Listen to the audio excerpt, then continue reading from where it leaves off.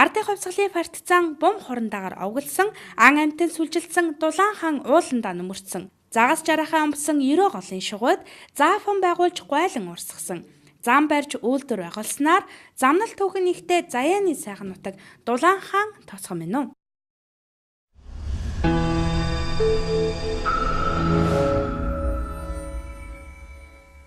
1959 онд бүгд найрамдах Монгол ард улсын сайд нарын зөвлөлийн тогтоолоор үйлдвэрийн ажилчид болон түүний ар гэрээхэнд эрүүл мэндийн тусламж үзүүлж явахаар төлөвлөгөөнөөс гадуур эмнэлгийн салбарыг 1959 онд багтаан байгуулахыг эрүүл мэндийн сайд туваанд даалгасан тогтоолын дагуу Дулаан хааны мод дамжуулах бааз байгуулагдсны дараа 1959 онд эмнэлгийн суурь тавигдаж хятад эмч Чингүн сан, бага эмч Лувсан цэрэн совилогч Ичин хорлооноор модны үйлдвэрийн ажилчид болон хороо нийтийн иргэдэд эмнэлгийн тусламжийг үзүүлж эхэлжээ. Сэлэн аймгийн Ардын депутатын хурлын гүйцэтгэх захиргааны 1961 оны 8 дугаар сарын 7-ны өдрийн 116 тод захирамжаар бага эмчийн салбар болгож бага эмчээр Лувсан цэрэн, Бат цэрэн, Цэрмаа, совилогч Долгор сүрэн, асрагч Дулам сүрнээр ажиллаж байлаа. Тухайн үед 5-6 өрөөтэй галдаг башинд эмнэлгийн бүхэл үйл ажиллагаа явагддаг байлаа. 1962 онд анхны эмийн сан байгуулагдаж, эмийн санчаар Санжаагийн Сүхбаатар ажилласан ба 1968 оноос бага эмч Лувсан цэрэн эмийн сан гэрхлэн ажиллах болжээ. 1965 онд их эмчийн салбар болж өргөжин их эмч Баасан сүрэн,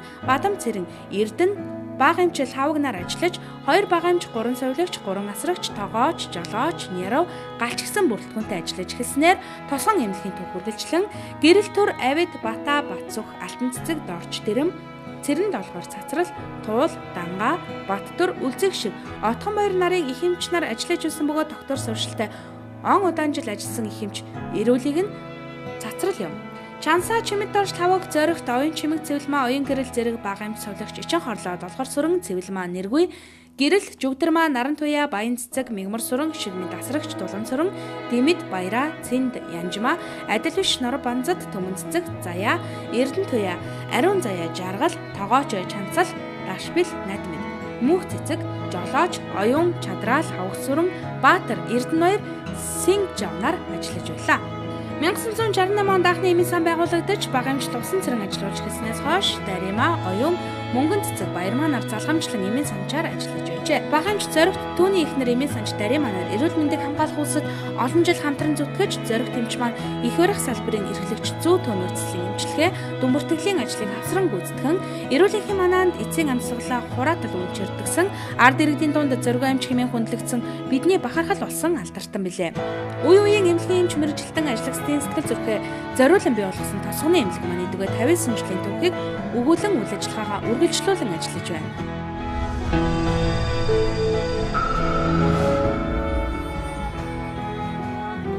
Орчин цагийн эрүүл мэндийн салбарын чиг хандлагад нийцүүлэн тосгоны хүн эмнэлэг маань эрүүл мэндийн төв болон нэр нь өөрчлөгдөж, өвжилсөн үед нэмжлэх биш, өвчлөхөөс урьдчилан сэргийлэх эрүүл мэндийн зөв дадал хандлагыг хэвшүүлэх, эрүүл мэндийн боловсрол олгох нийгмийн эрүүл мэндийн тусламж үйлчлэгийг төлхөө үзүүлэхэд анхаарч, эрүүл мэндийн үндэсний хөтөлбөр стратегиудыг хэрэгжүүлэн эрүүл мэндийн боловсрол олгох сургалт сурчлагыг зохион байгуулан ажиллаж, хүн амд нотлохоон тулгуурсан үйлчлүүлэгчид ээлтэй тэгш чанартай тусламж үйлчлэгийг хүргэн, хүн амын эрүүл мэндийг сайжруулж амьдралын чанарыг дэвшүүлэх зорилгыг дэвшүүлэн амбулаторийн хэвтүүлэн эмчлэх, лабораторийн ажиллагаа, нийгмийн эрүүл мэндийн тусламж үйлчлэгийг чанартай хүртээмжтэй аюул үзүүлэх зорилтыг хэрэгжүүлэн ажиллаж байна. Тус тосгоны эрүүл мэндийн түүх 2017 он тосгоны 1748 суурин 250 орчим төр оршин суугч болон хөдөлгөөнд хамт Монгол улсын эдийн засгийн нийгмийг хөгжүүлэх үндсэн чиглэл, Сэлэн аймгийн эдийн засгийн нийгмийг хөгжүүлэх үндсэн чиглэл үйл ажиллагааны хөтөлбөр, эрүүл мэндийн салбарын хэдийн болон жилийн төлөвлөгөө, салбарын хөгжлийн дунд хугацааны стратеги, эрүүл мэндийн сайдын 375 274 344 дугаарын тушаал, элэг бүтэн Монгол үндэсний хөтөлбөр,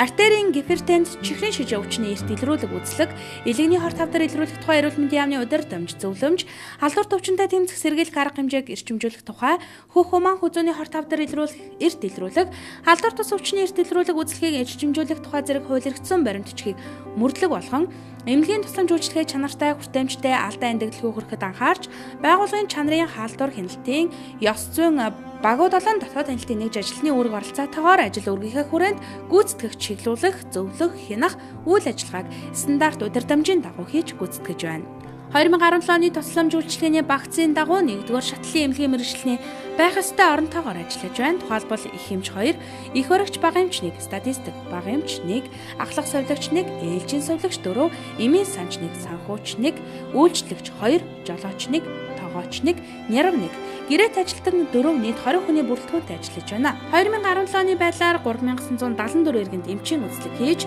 197 иргэний хэвтүүлэн эмчилж, 1474 ор хоног ашиглаж, 843 дуудлага хүлээн авснаас 442 хүүхдийн дуудлага эзэлжээ. Дархлаажуулалтыг товлолын болон сайн дурын тархвар судлалын гэсэн 3 хэлбэрээр зохион байгуулснаас товлолын дархлаажуулалтад 348, сайн дурын дархлаажуулалтаар томоогийн вакцины 116, галзуугийн эсрэг вакцины 10, тархвар судлалын залтаар тарьсан Улаанбаатар өвчний эсрэг дархлаажуулалтад 68 хүүхэд хамрагдсан байна. Жирэмсний хяналтад 47 эмэгтэй орсноос жирэмсний эрт үеийн хяналт 42 буюу 80.3% хэвтжээ. Тэгээс 5 хүртэлх насны хүүхдийн хяналтыг сабуур хийж байгаа бөгөөд энэ онд давхарсан тоогоор 950 хүүхдийг идэвхтэй хяналтад хамруулснаас туранхай хүүхэд 6 илэрснийг эмчийн хяналтад авч хооллолт тасаргаа сайжруулах зөвлөгөө өгч ажилласнаар жингийн алдаглаас богино хугацаанд гаргасан. Артерийн гипертенз чихрийн шижингийн эрт илрүүлэг үзлэгт хамрагдал зохих 388 иргэнээс 462 иргэн үзлэгт хамрагдаж, хамралтын хувь 119% хийдэж батлагдсан. Артерийн гипертенз өвчтөд 9 иргэнийг эмчийн хяналтанд авсан. Бүх хумаан хүзүүний хорт авдар илрүүлэх эрт илрүүлэг үзлэгт хамрагдал зохих 30-аас 60 насны 111 эмэгтэй судалгаа гаргаж үзлэгт дуудан хамруулснаас 79 эмэгтэй зорилтод бус насны 11 эмэгтэй хамрагдаж, уг үзлэгээс хавдрын урдал өвчтөд 3 эмэгтэйг 2 дахь шатлалын эмнэлэгт илгээсэн. Хэвтэн эмчлүүлэгчид болон ажлагчдын эрүүл мэндийг дэмжих зорилгоор чирэгжүүлэлтийн өрөг тохижуулан тоног төхөөрөмж байрлуулснаар давхарцсан тоогоор 291 иргэн үйлчлүүлсэн байна. Яаралтай тусламжийн амьд хэлсэн үеийн тусламж үйлчлэгээний бэлэн байдлыг хангаж 5 иргэнд амьд хэлсэн үеийн тусламжийг үзүүлж, амнаас эрүүл мэндийг хамгаалан дараагийн шатны эмчилгээнд хамруулсан. Сувилгааны тусламж үйлчлэгээ шаардлагатай автрийн болон хөгжлийн бэрхшээлтэй иргэдэд гэрийн асаргаа сувилгааг сар бүр хийж, асраа хамгаалагчдад сургалтын зөвлөгөө өгч ажиллаж байна. Малчтын эргэлтийг улирал бүр хийдэг бөгөөд энэ жил давхарцсан тоогоор 54 малчин өрхөд эргэлт хийлээ. Халдварт бус өвчний эрт илрүүлэх цогц онцлогоо үзлэгийг 2016 оны 11-р сард аймгийн засаг дарганы санаачлалтайгаар аймгийн эрүүл мэндийн газар, аймгийн нэгдсэн эмнэлэг сумдын эмч нарын оролцоотойгоор аймагт анхудаа зохион байгуулж, тосгоны 750 иргэнийг цогц онцлогоо эмчилгээнд бүрэн хамруулан, эмчлэх шаардлагатай 254 иргэнийг эмчлэн эрүүлжүүлэх ажлыг зохион байгуулан ажиллаж, тосгоны иргэдийн эрүүл мэндийн цахим цанг бүрдүүлэн, жил бүр эрүүл мэндийн мэдээллийг шинжилэн бааз үүсгэн ажиллаж байна. Элэг бүтэн Монгол үндэсний хөтөлбөрийн их нэшдэг амжилттай зохион байгуулан эрүүл мэндийн даатгалаа бүрэн төлсөн 40-оос 65 насны 250 иргэний мэдээллийг онлайн програмд оруулж, БЦ вирус илрүүлэх шинжилгээнд хамруулснаас БЦ вирустэй 56 иргэн онцлогдсныг дараагийн шатлалын үзлэгт илгээж, вирусын идэвхжил өндөр 19 иргэн эмчилгээнд хамрагдаад байна. Сүрээгүй сэлэн хөтөлбөрийн хүрээнд сүрийн илрүүлэх үзлэгт 828 иргэнийг хамруулан, с ижигтэй илэрсэн 8 хүнээс хорцоовч аймгийн сүрээгийн диспансерт илгээснээр эрэг гараагүй бөгөөд илрүүлэх тандах ажлыг байнга хийж ажиллаж байна. Цаашид эрүүл мэндийн салбарын шинэ ол технологийн нэвтрүүлэн, эрүүл мэндийн салбарын хөгжлийн чиг хандлагад нийцүүлэн, эрүүл энхийг сахин хамгаалах их үүстэй эрдэм чадал сэтгэл оюунаа үнэнчээр зориулан эхийг бүтээх хэрэгэлцэл дүүрэн ажиллаж байна. Байгууллагын ололт амжилтаас дурдвал Болт төмөр Ерөөгөл компани дэмжлэгтэйгээр эрүүл мэндийн төвийн барилга баригдаж ашиглалтад орсон, эмчилгээ үйлчлэгээ үзүүлэх, орчин сайжирч үйлчлүүлэх ажиллах таатай орчин бүрдсэн. Монгол их орондоо стандартын хэрэглээг нийтэд түгээн дэлгэрүүлэх, үйлчлэгээний чанар стандартыг сайжруулахад хамт олноороо гаргасан амжилтыг үнэлж, эрүүл мэндийн үйл ажиллагааны өрсөлдөх чадварыг дэмжин судлах нийгэмлэгээс ТАВ стандарт цомыг 2015 онд хүртсэн.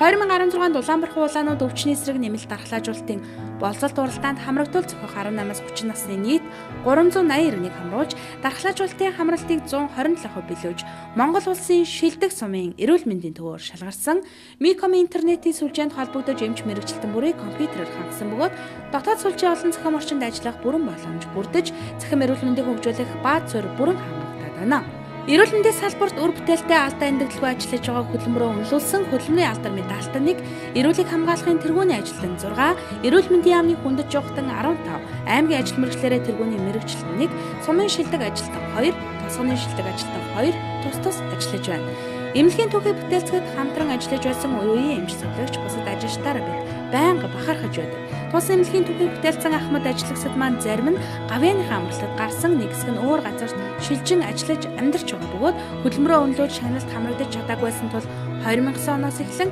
ахмад ажилтнуудыг шат тараатаагаар шагналд хамруулах ажлыг хийж байгаа бөгөөд их эмч цацрал ахмад зөвлөгч Цэвлмаа урт насан тоогооч Чилгаан амсан жолооч оюун, асрагч баяраар дэмэт нарыг эрүүлэг хамгаалахын тэргүүний ажлын цогц тэмдгээр шагнуулах тухай шагналын материалыг бүрдүүлэн хариалагдах газарт нь хургуулан шагналын асуудлыг шийдвэрсэн. Цаашаа дээрх амжилтаа баттган эрүүл мэндийн тусламж үйлчилгээний чанар хүртээмжийг сайжруулах, эмнэлгийн багаж тоног төхөөрөмжийн хангалтыг нэмэгдүүлэх, эмч эмнэлгийн тусгай мэрэгчлэлтэн цэвэрлэгчдийн ур чадварыг сайжруулах, нийгмийн эрүүл мэндийн тусламж үйлчилгээний чанарыг сайжруулахад анхааран ажиллахаар төлөвлөн 2020 он хүртэлх сумын эмнэлгийн хөгжлийн стратегийг боловсруулан хэрэгжүүлэхээр ажиллаж байна.